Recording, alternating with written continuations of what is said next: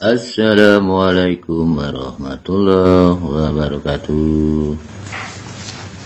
Ketemu lagi sama Ayah. Udah lama juga ya Ayah nge-live. Monggo yang mau ikutan, kita ngobrol-ngobrol santai aja lah. Malam mingguan bersama Ayah ngobrol santai soal pertanian dan permasalahannya ya. Begini.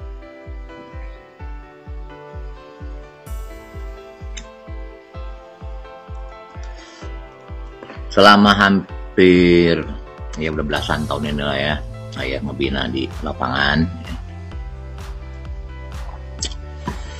Ya, permasalahan di pertanian sebetulnya berputar di situ-situ aja ya. Di hama, di penyakit, sama di hasil kurang baik gitu kan. Ya mungkin, Waalaikumsalam buat semua. Mungkin ini kita bahas secara garis besar, tapi intinya sebetulnya sama ya. Ini tidak terlepas hanya di hortikultura atau sayuran saja, tapi juga untuk di tanaman palawija, kemudian tanaman perkebunan. Intinya sama sebetulnya ya, isinya sama. Cuma kebanyakan justru kalau Ayah perhatikan ya, justru kesalahan itu sangat mendasar sebetulnya di lapangan itu ya. Tapi ya itulah hal-hal yang mungkin perlu kita benahi dan kita perbaiki gitu kan ya. Nah, intinya gitu gini. Kalau jenengan ingin menguasai sebuah budidaya apapun di pertanian ya, entah di pertanian horti, entah di palawija, entah di perkebunan ya. Ini saran Ayah ya, saran Ayah itu sebaiknya jenengan tuh fokus satu komoditi dulu. Misal jenengan mau bermain di horti, terserah jenengan apa yang mau diambil, yang kira-kira pasarnya ada dan mudah gitu ya, dan usahakan yang harganya relatif stabil gitu kan. Karena bagaimanapun juga kita kan bercocok tanam niatnya selain ibadah ya tentunya kan untuk usaha kan gitu. Waalaikumsalam buat semuanya. Jadi misalnya ini contoh aja, kalau jenengan pengen budidaya cabai, maka fokuslah di cabai ya. Satu aja dulu sampai benar-benar jenengan menguasai gitu loh ya. Baik menguasai budidayanya, juga mengatasi permasalahan yang ada di cabai itu sendiri, entah hamanya, entah penyakit, entah yang lain-lainnya gitu. Oke. Jadi fokus satu, jangan sekarang nanam cabai sambil nanam ini lagi, nanam jujur nggak akan berhasil. Kenapa? Jangan nggak fokus ya. Betul-betul pahami dulu satu, mau nanam tomat silahkan, mau nanam terong silahkan ya. Mau nanam melon silahkan ya, mau nanam alpukat kayak mau nanam durian, fokus satu sampai benar-benar paham. Oke. Bisa ambil ya. Ini yang pertama nih yang harus dipahami ya. Jadi kalau ingin betul-betul expert di satu komoditi, maka jangan ambil satu aja dulu sampai betul-betul bisa menguasai semendetail mungkin ya. Dan saran Ayah, kalau yang budidaya umurnya pendek ya, seperti nanam melon, nanam cabai, nanam tomat ya, yang artinya tidak panjang ya, nggak berumur panjang gitu ya. Itu sebaiknya jangan dulu terburu-buru pengen bermain di skala luas, tapi cukuplah skala kecil dulu, 1000 meter misalkan gitu. Oke. Artinya apa?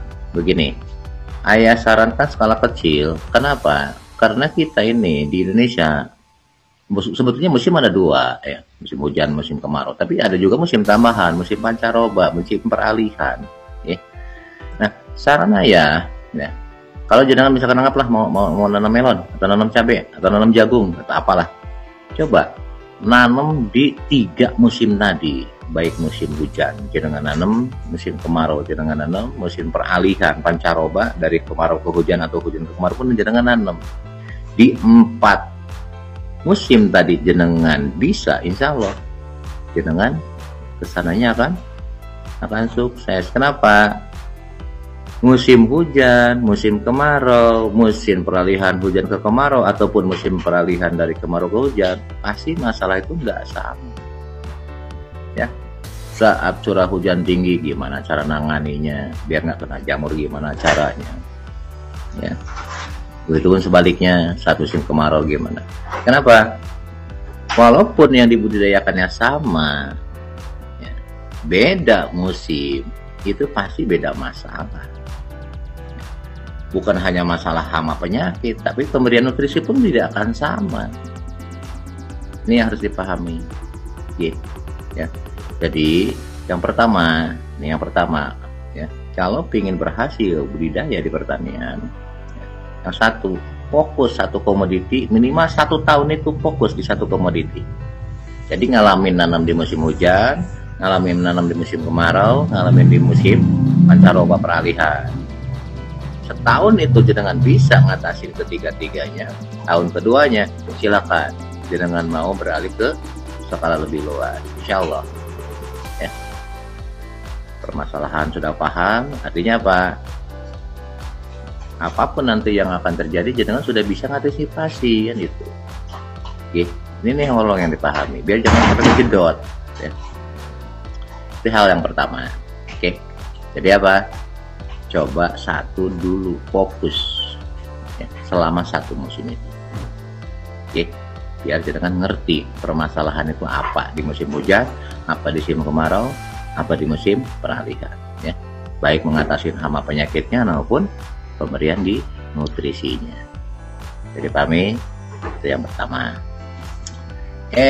Kang Ahmad Nasruddin, monggo. Yang itu yang pertama. Terus hal yang kedua, gini, tadi saya udah sebut di awal, bagaimanapun juga kita budidaya bukan hanya sekedar kita ibadah aja, tapi kan kita juga berusaha di situ. Kita nyari rezeki, ya, nyari nafkah, ya, di pertanian tersebut. Maka dalam memilih komoditi, sebaiknya jenengan itu apa coba? Survei pasar dulu, ya. Jangan ikut-ikutan yang lagi booming, mentang-mentang, apalagi yang dengan orang yang sering bermain di medsos, ya, mentang-mentang lagi musim anu ngikut, padahal jenengan sendiri nggak ngerti nanti pasarnya kemana, berapa harganya, apakah konsisten nggak harganya. Ini harus dipahami ketika kita ingin memang berusaha di bidang pertanian itu sendiri. Oke. Jadi langkah yang kedua apa? Survei.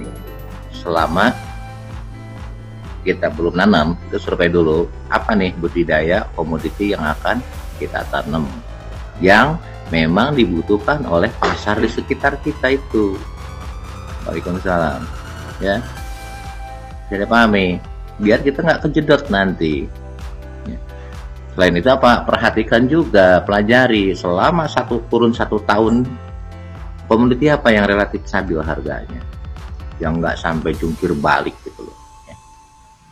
Jadi walaupun misalkan, waalaikumsalam warahmatullahi, walaupun kita misalkan nggak suka budidaya itu tersebut, ya, ketika itu yang memang layak untuk dijadikan suatu usaha, ya udah nanamnya itu. Jangan ikut-ikutan tren. Mohon maaf ya, belakangan hari ini kan, dulu misalkan lagi tren jahe merah ngikut semua. Musim nanam apa tuh? Buah tin ikut, habis itu habis. Giliran yang lain sudah mana ya, ketika masih sekolah kecil, ketika jenengan udah ikut main tapi terlambat, ujung-ujungnya ya bingung. Ya, banyak yang seperti itu akhirnya kejadian. Ya, jadi kejadian sekali lagi ya, ini yang kedua. Tadi apa? Carilah komoditi yang dibutuhkan pasar selalu dan harganya relatif stabil. Itu hal yang kedua, ya. Terus hal ketiga apa? Hal yang ketiga, pelajari karakter.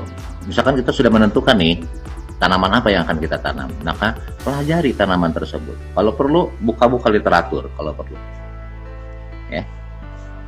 cocoknya gimana, nutrisinya kebutuhannya berapa, atau bisa nanti belajar atau ke orang-orang yang sudah berhasil di komoditi tersebut ya. Tapi cukup skala kecil dulu katanya juga tadi, biar kalau belum berhasil gak ruginya bergede-gede amat ya. Kenapa? Karena tiap tanaman itu nggak sama karakternya. Contoh, ketika jenengan nanam sayuran daun-daunan, sayuran hijau, misalnya kayak sawi, ya, kayak kangkung, bayam, itu proses pemupukan perawatannya nggak sama dibandingkan dengan tanaman yang berbuah seperti cabai, tomat, terong. Oke, pelajari dulu ya, sampai betul-betul paham karakternya. Ya. Tuh, selain tentunya dikondisikan dengan lahan kita. Lahan kita itu apakah dataran rendah, atau dataran menengah, atau dataran tinggi. Sesuaikan. Apa saya? Oke, makasih. Aduh, dibuatin rujak tomat namanya yang bilang. Atur nuhun. Oke, jadi sekali lagi ini harus dipahami itu ya. Jadi misalkan tadi yang pertama kita sudah paham, yang pertama. Oke. Terus yang kedua apa? Kita sudah bisa menentukan komoditi apa untuk calon usaha kita. Yang ketiga Pak, pelajari yang akan kita tanam itu sendiri. Jangan buru-buru pingin ikut nanam. Ya, pelajari dulu. Secara teorinya nggak apa-apa. Yang paling bagus belajar dengan orang yang sudah berhasil di budidaya tersebut. Ya, misal, dengan ini kalau di KP2M mau nanam misalkan melon, nah itu kan teman-teman kita di KP2M banyak udah berhasil, ya. Seperti Kang Toto, Kang Sodi Kunpori, ya. Dan teman-teman pokoknya banyak. Belajar dari orang-orang tersebut yang sudah berhasil, yang sudah bertahun-tahun eksis di komoditi melon, misal. Atau nanti siapa nih teman-teman di KP2M yang sudah berhasil di cabai, belajar dari dia gitu ya, paham ya, biar jangan nggak salah, nanti nggak salah kaprah, karena pertanian itu nggak mudah, rumit pertanian itu. Oke, lanjut. Jadi yang ketiga tadi apa? Pelajari dulu karakter dari yang akan kita budidayakan. Iya, silakan terserah apa ya, jangan maksain diri gitu kan. Ketika nggak cocok di daerah kita ya jangan dipaksain. Nah, apa yang cocok di daerah kita, kemudian pasarnya yang bagus yang mana gitu kan, apa ya udahlah, habis itu pelajari, baru nanti yang mana ke hal yang keempat, apa, belajar ilmu budidayanya, baik masalah urusan lahan, gimana cara olah lahan yang benar ya. Saya udah sharekan di YouTube sebelumnya kan, ada cara olah lahan pola KP2M ya. Mau ini silahkan dibuka-buka, dipelajari ya. Kemudian yang kedua apa? Pemberian nutrisi yang tepat, yang benar untuk masing-masing komoditi tersebut, karena tiap komoditi nggak sama. Ada yang butuh 3 hari sekali nutrisinya, ada yang 5 hari sekali, ada yang 7 hari sekali, ada yang seminggu sekali, 2 minggu sekali, bahkan ada yang cukup 3 bulan sekali. Tiap komoditi itu nggak sama. Begitupun dosisnya pun hampir nggak bisa disamakan sebetulnya. Nah ini yang harus dipahami. Ini harus dipahami. Jadi apa? Pelajari apa? Pola budidayanya. Karena setiap komoditi itu kadang-kadang ada trik-trik, teknik-teknik tersendiri, ya. Termasuk yang sudah dikembangkan oleh ayah di KP2M. Ya. Kayak di cabai ada pruning 2 kali, pruning umur 21, kemudian pruning saat buah pertama, kemudian di melon, di tomat, semuanya ada trik-triknya, ada tip-tipnya, itu bisa dipelajari nanti. Nah setelah paham itu ya, yang posisi yang keempat ini, oke, baru nanti kita pelajari apa? Pelajari pasarnya, endingnya. Secara umum gitu di pertanian. Kalau jenengan keempat ini nggak diindahkan, asa pengen nyoba nanam aja, lebih dekat ke tingkat kegagalannya, ya, akan banyak masalah nantinya. Bisa dipahami ya? Oke, sebelum Ayah bahas satu persatu poin-poin yang tadi ya, terutama di pola budidaya ya, di pola budidaya sama olah lahan. Oke, sampai sini dulu. Ada yang mau ditanyain nggak? Monggo, silakan.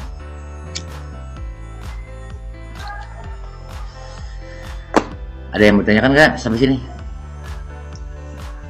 Kalau nggak ada, kita lanjut. Itu pembukaan ya. Jadi ini yang harus dipahami dulu ya teman-teman ya. Jadi tadi yang pertama apa? Yang pertama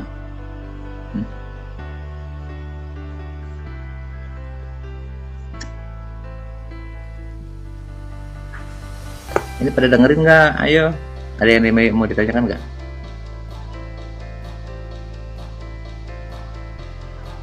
Kalau nggak ada, ayo lanjutin. Lanjutin di apa? Di pola budidaya ya. Yang pertama, yang kedua itu terserah jenengan ya. Pilihnya apa, komoditi apa ya, di pola budidaya, nggak ada. Kalau nggak kita lanjut. Gini, selama ini teman-teman terutama di lapangan ya, itu selalu kalau nanya ke Ayah, ya gimana cara ngatasin ini, cabai saya kena patek, cabai saya kena keriting, misal tanaman saya kena layu fusarium, kena busuk batang dan bla bla bla bla bla bla. Selalu bermasalahnya itu situ aja. Penyakit hama. Kenapa? Tanpa ngerti apa sih penyebabnya. Awal penyebabnya apa sih gitu. Ya. Karena gini, ini yang harus dipahami ya oleh teman-teman ya. Suatu tanaman apapun, semuanya hampir sama. Ketika kondisi penunjangnya kurang bagus, maka tanamannya pun akan tidak bagus juga. Nah, apa maksudnya? Ini contoh, apa sih ya penunjang di pertanian? Penunjang di pertanian, yang pertama, masalah lahan. Ya.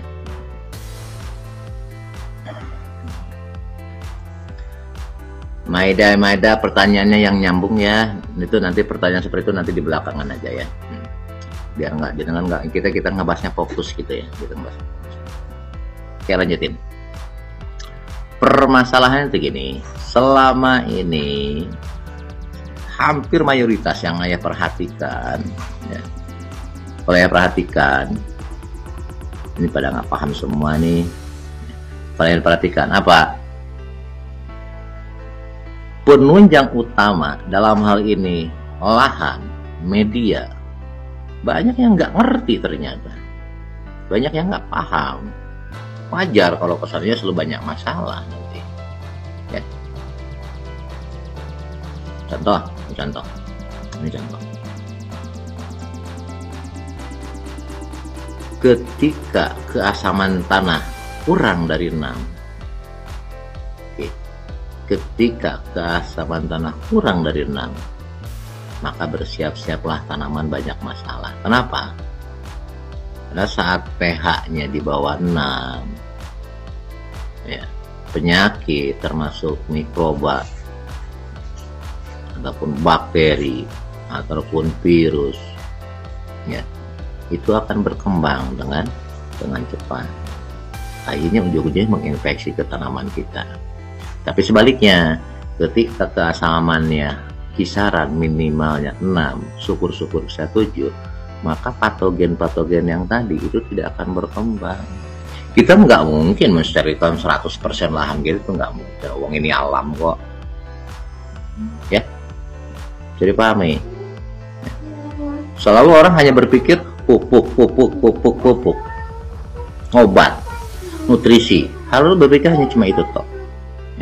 Ya, saya udah ngasih pupuk ini, bahkan pupuk yang bagus, yang mahal, bla bla. Tapi kok kenapa tetap puret, tetap gini. Kenapa masalahnya? Justru di penunjang awalnya nggak paham. Oke, Penunjangnya nggak paham, sama sekali nggak paham.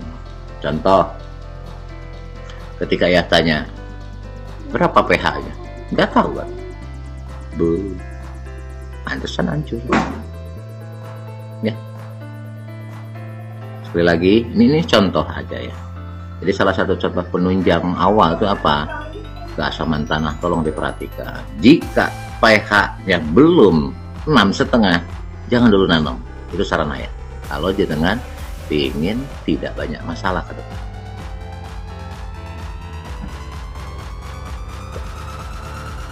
Ya. Jadi pahami? Tolong simak dulu nih, biar jenengan nanti nggak salah terus kesananya. Ya. Jangan dulu nanya yang macam-macam lah. Ya. Karena ini intinya ada di sini. Ya. Kalau jenengan inti dasarnya nggak paham, kesananya kejedot terus. Kasihan.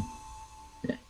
Percuma suatu teknologi apapun dikasihin, pola budidaya sebaik apapun, ketika nggak ngerti ilmu dasarnya, kesannya masalah melulu. Ya. Jadi paham ya. Tolong ini kalau benar-benar pingin berhasil di dunia pertanian. Jangan dikira aku sama pertanian, aku juga nanam sama. Ayah bisa ngerti ini karena aku sendiri pelaku, aku ini praktisi, bukan orang teoritis, bukan orang akademis ya. Makanya paham, bertahun-tahun tak pelajari, oh begini, ini ketemu.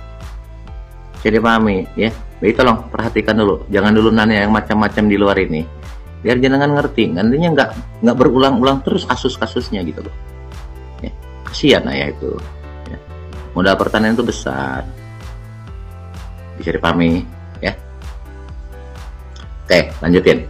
Jadi, sekali lagi, ini tolong penunjang ini tolong diperhatiin dan harus dipahami dulu. Oke, yang pertama, yakinkan pH-nya itu minimalnya. Kalau jenengan ingin bercocok tanam kesananya akan sedikit permasalahan, itu diusahakan minimalnya tuh 6,5, syukur-syukur 7. Itu nggak bisa ditawar. Oke. Nah, permasalahannya pun ada lagi ya, pH meter aja nggak punya. Kami petani kecil ya, petani garam. Oke. Ketika jenengan nggak punya pH meter, sudah nanti ada konsep yang sederhana. Apa? Minimal seminggu sekali masuk kalsium sama magnesium. Salah, aman, bisa tetap stabil. Tolong yang diperhatiin. Jangan cuma diolah-olahan habis itu blas. Boleh. Nanti kita bahas itu ya di pola selanjutnya, pola budidaya selanjutnya. Yang penting pahami dulu apa? pH jika kurang sebelum 6,5, saran ya sebaiknya jangan dulu nanam. Tapi apa? Perbaiki dulu pH tanahnya, keasaman tanahnya perbaiki dulu.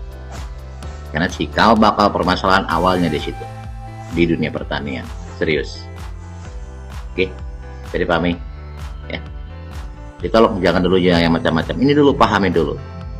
Ini jangan tak ngerti. Bubar jalan. Ya. Nanti Agus, aku bahas per satu. Sekarang yang penting pemahamannya dulu ya Gus ya. Nanti yang itu nanti kita. Nanti mentok malah mumet sendiri jangan. Oke.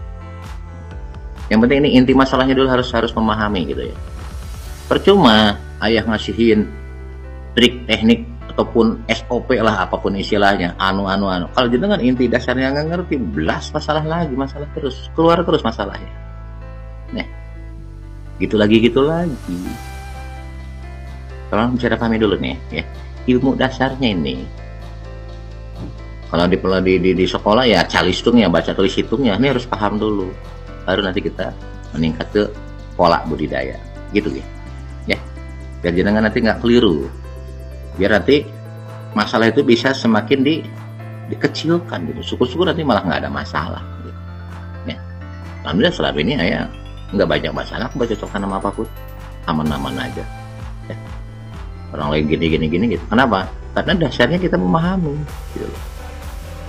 Jadi pahami? Oke, lanjut. Jadi setelah pH atau keasaman tanah minimal 6,5 sampai 7, silakan jangan boleh mulai berpikir untuk bercocok tanam, mulai. Tapi itu pun belum cukup. Kenapa? Nah ini orang seringnya nggak paham sama sekali, ya, berapa sih nilai tukar kation di tanah kita, berapa sih kandungan C organik di lahan kita. Ya yakin 99,99% nggak pernah dia ngecek tanahnya sendiri. Ya yakin itu.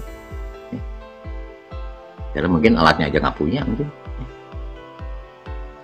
Oke, siri pahami. Jadi jenengan ngasih pupuk sebanyak apapun, sebagus apapun, ketika KTK tanahnya jelek, ketika C organiknya jelek, yang namanya pupuk nutrisi yang jenengan masukin ke lahan itu tidak akan optimum terserap oleh apa? Oleh tanaman yang kita tanam. Makanya banyak kasus, ya aku sudah kasih nutrisi ini, saya sudah buat pupuk vegetatif generatif yang ayah ajarkan, tapi kok tanaman saya tetap gini. Artinya apa? Jenengan nggak ngerti apa kondisi pendukung utamanya, nggak paham. Nutrisi pupuk apapun yang kita masukkan akan normal, bisa terserap oleh tanaman ketika apa? Ketika 3 penunjangnya terpenuhi. Keasamannya minimalnya 6,5 idealnya 6,5 sampai 7. Kemudian KTK-nya normal, C organiknya normal, maka unsur nutrisi atau apapun pupuk istilahnya, ya, itu akan optimum terserap oleh tanaman, sehat tanamannya. Oke. Nah sekarang yang jadi masalah, ayah nggak mungkin ngajarin ngurusin KTK, ngurusin C organik dengan alat. Aku yakin semua teman-teman nggak punya alatnya lah. Nah biar paham, ya, biar paham gimana caranya, nah nanti kita ajarkan. Oke, yang sekarang ngertiin aja dulu kenapa sih selama ini jenengan selalu banyak masalah. Oke, buat semuanya yang dengar, kita bahas dulu inti masalah selama ini apa sih, baru habis ini baru kita bahas satu-satu. Jadi pahami, dan akayah nggak ngajarin teori, aku ngajarin prakteknya aja, ya. Nanti contoh pas kita bahas pH, wis jenengan lakuin anu praktekin, selesai. Untuk biar KTK-nya normal, jenengan kerjain anu wis selesai. Aku nggak ngajarin teorinya, mumet, yang ada malah mumet nanti. Tekniknya selama ini gitu aja, aku nggak ngajarin teori, ya. Yang penting ikutin apa adanya, selesai, insyaallah hasilnya normal. Oke, siri pahami. Sekarang tolong dengerin aja dulu. Permasalahan selama ini apa sih? Kenapa kita selalu berbanyak masalah di lahan? Itu pahami aja dulu, ya. Oke, lanjut. Jadi jangan dulu nanya, ya, jangan dulu nanya. Sekali lagi, ini permasalahan yang paling mendasar di pertanian Indonesia secara umum. Kenapa selalu banyak kasus, banyak masalah? Karena 3 penunjang pokok dasar aja banyak yang nggak paham. Oke, sekarang mulai terbuka. Oke, ternyata nggak sesederhana itu di pertanian. Nah, habis kita memahami ketiga tadi, apa tadi, berapa keasamannya untuk menunjang agar bagus di tanaman kita, KTK berapa, kemudian apa, C organik berapa, baru berpikir yang ke selanjutnya, lahan kita sehat apa enggak, sudah bebas dari mikroba jahat atau baik bakteri maupun fungi, udah sehat belum, udah steril apa belum. Walaupun misalkan anggaplah penunjang yang pertama terpenuhi, baik pH-nya maupun KTK-nya maupun C organiknya, tapi ketika lahan kita nggak sehat, banyak mikroba jahatnya atau patogennya di lahan kita, entah fusarium lah, entah bakterium atau bla bla bla, ataupun calon hama di lahan kita banyak. Kalau ini nggak diurus, ini nggak diselesaikan di awal, maka kesononya hama penyakit akan muncul juga. Kesimpulannya apa? Yang harus dipahami oleh jenengan, sterilkan lahan dari calon baik hama maupun penyakitnya. Nanti kita bahas gimana cara mensterilkannya. Oke? Bisa dipahami? Bisa dipahami? Oke? Ini hal-hal ini, kelima pokok ini tadi, urusan lahan ini jenengan nggak ngerti, belas kesananya masalah terus. Dan selalu muncul gitu lagi. Ya alhamdulillah banyak teman-teman binan ayah. Contoh lah yang sudah familiar di medsos kayak Kang Toto Caprut dari Trenggalek. Alhamdulillah. Silakan tanyakan ke dia. Beliau spesialis di tanam melon sekarang. Musim hujan, musim kemarau, musim peralihan, tanya, ada masalah nggak dia? Tidak ada. Mulus terus dia nanam melonnya. Kenapa? Dia sudah paham inti masalahnya. 8 tahun ikut Maya, alhamdulillah 3 tahun terakhir ini udah paham, nggak pernah banyak masalah lagi sekarang.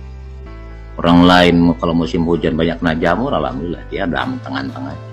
Kenapa? Sudah mulai ngerti inti di dunia pertanian itu apa. Oke.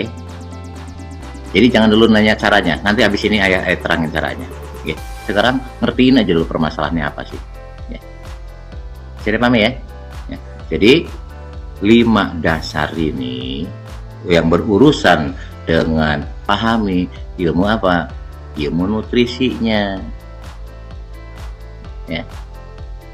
Nutrisi itu apa? Ya kebutuhan pupuknya lah kalau istilah secara umum. Ya, untuk tiap tanaman yang akan kita tanam itu berapa. Nanti ada nutrisi untuk masa pertumbuhan atau vegetatif, ada juga nutrisi untuk masa pembungaan, pembuahan atau generatif. Kita pahami? Nah itu paham, insya Allah tanaman kita akan sehat. Habis itu tinggal apa? Tinggal jaga dari vektor. Vektor apa? Vektor dari luar, dari tetangga kiri kanan kita. Nanti ada perawatan susulan, apa? Penjagaan sifatnya. Makanya nanti di polaya ada istilah, ada hama, nggak ada hama, pestisida, aroma atau pestisida nabati wajib tetap masuk. Anti jamur tetap masuk, walaupun tanaman kita sehat. Itu yang disebut dengan perawatan lanjutan. Insya Allah, kalau hal mendasar tadi jangan ngerti, budidaya apapun, insya Allah nggak akan ada banyak masalah. Jangan akan berhasil. Bisa dipahami? Ya, ini inti ini. Kalau yang dasar ini yang nggak paham, bubar jalan. Ya. Apa? Masalah akan muncul terus. Ujung-ujungnya apa? Ujung-ujungnya apa? Ya rugi terus. Udah harga bukan kita yang nentuin, budidayanya aja kita awut-awutan. Nyungsep beneran. Kita budidaya udah bagus pun ketika harga belum menunjang ya. Kadang-kadang ya bikin pening kita juga kan. Makanya insya Allah P2M akan dan sedang kita lakukan membangun pasar-pasar nanti untuk binaan-binaan kita. Insya Allah mudah-mudahan harga bisa lebih stabil kalau dengan gabung di komunitas kita gitu ya. Gitu ya, Om, Tante, ya, Bos semuanya ya. Jadi itu inti dasarnya. Kalau inti dasar tadi nggak paham kesononya, ya Allah kasihan. Aku cuma ngenes kadang-kadang yang ngelihat atau dengarnya ya. Apalagi yang apa namanya tuh, yang laporan-laporan kayak begini. Nah, terlepas dari itu semua, anggaplah semua itu sudah paham, baru ada kunci yang terakhir. Apa? Ketelatenan jenengan sendiri. Ya. Banyak orang bercocok tanam seminggu sekali ke kebunnya.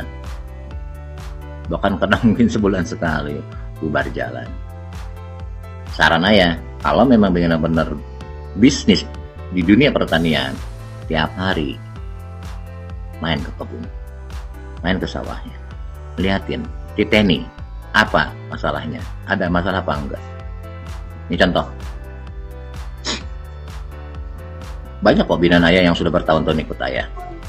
Seperti contoh, ya sekarang saya ada masalah ini ya, anu kataku. Ayah nanya, ayah belum nanya apa-apa penyebabnya, ayah nanya, kamu kapan terakhir masuk kebun, nengok ke kebun? Minggu yang lalu ya, wajar sakit, wajar kena masalah. Kenapa? Jenengan nggak telaten. Contoh, ketika jenengan nanam cabai misal aja nih, ya, seminggu nggak datang ke kebun, Yakin nggak? Kutuan, entah kutu kebun, entah apit, entah apapun, entah trip, ada apa enggak? Ya. Kenapa? Saat kita kebun kemudian di cabai kita ada entah trip, entah kutu kebun, entah apapun, entah apit, ada 1-2 aja, nggak secepatnya ditangani. Lu besok siap-siap apa cabai kita keriting. Siapa yang salah?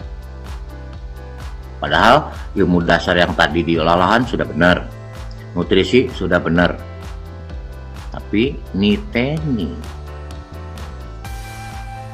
jenengan kurang, insya Allah ada masalah juga. Artinya apa? Ini yang terakhir, ya. Apa itu? Jenengan harus sering nengok kebunnya, harus sering nengok tanamannya. Perhatiin, bukan cuma jalan masuk nengok, tapi perhatiin daunnya ada masalah apa enggak, kelihatan dari warna daun, dari bentuk daun, ada perubahan apa enggak. Saat ada perubahan, wes buru-buru antisipasi. Okay. Apa penyebabnya? Akan ketahuan nanti ketika jangan rutin nengokin kebunnya, akan ketahuan. Saat ada ketahuan ada masalah di situ, penyebabnya apa? Oke, saat itu juga tangani, jangan dinanti-nantikan. Jadi pahami, ya. Jadi kolaborasi antara ilmu dasar pertanahannya, ilmu dasar nutrisinya, ilmu dasar bercocok tanamnya, plus yang terakhir apa? Setelah apa? Perawatannya, ninetinya. Apa nih? Seminggu gak ke kebun, asal bajrit kebun teh ya. Ya iya. Banyak yang berhasil ternyata apa? Mereka tuh rutin. Tiap hari ke kebun, mau ada yang kerjain, punya ke kebun, dia lihat. Karena bakal, oh setelah ada, ternyata ada ulat, baru ada 1-2, buru-buru antisipasi. Bisa dipahami ya? Inilah kunci keberhasilan kalau kita ingin bermain di pertanian. Ilmu dasarnya paham, ilmu nutrisinya paham, ilmu budidayanya paham, dan yang terakhir, ilmu niteninya paham. Keempat, masalah ini antum paham, insya Allah akan berhasil di dunia pertanian. Betul. Kalau berdoa dengan sendirinya, uang niatnya kita kan mau ibadah, Om, ya, Kang Maman Syuherman, ya, niatan ibadah apapun, ya. Oke, bisa dipahami? Kenapa? Bagaimanapun kita ini nggak bisa nyuruh Allah, nyuruh Tuhan jadi pembantu kita, nggak boleh. Wes kita nanam pasrah lillahi ta'ala, itu mah ngawur, tetap syariat ya dikerjain, ya rawat lah. Oke. Betul. Itu yang namanya seimbang antara syariat, tarekat, hakikat, ma'rifat, kan begitu. Ya, paham ya? Oke, jadi pahami? Kalau sudah dipahami inti masalah tadi, oke, kita lanjut apa? Bahas masing-masing. Oke, kita masuk ke inti permasalahan. Ya. Sudah dipahami? Kalau sudah, oke. Gimana ya caranya? Kamu dicatat silakan. Tadi kita ngobrol itu pembuka, prolog tadi, makanya katanya jangan hanya dulu. Yang penting prolog, jangan harus ngerti dulu. Apa sih masalah di pertanian sebenarnya? Gitu. Karena kalau kita langsung bahas pola budidaya, caranya jujur, personanya tetap aja kejedot lagi. Kenapa? Kita kan nggak ngerti ilmu dasarnya juga ternyata kan. Oke, sekarang silakan kalau mau dicatat. Gimana caranya agar pH bisa tetap stabil di 6,5 sampai 7? Oke, silakan dicatat. Ini dengan cara ayah. Jangan punya cara sendiri, silakan.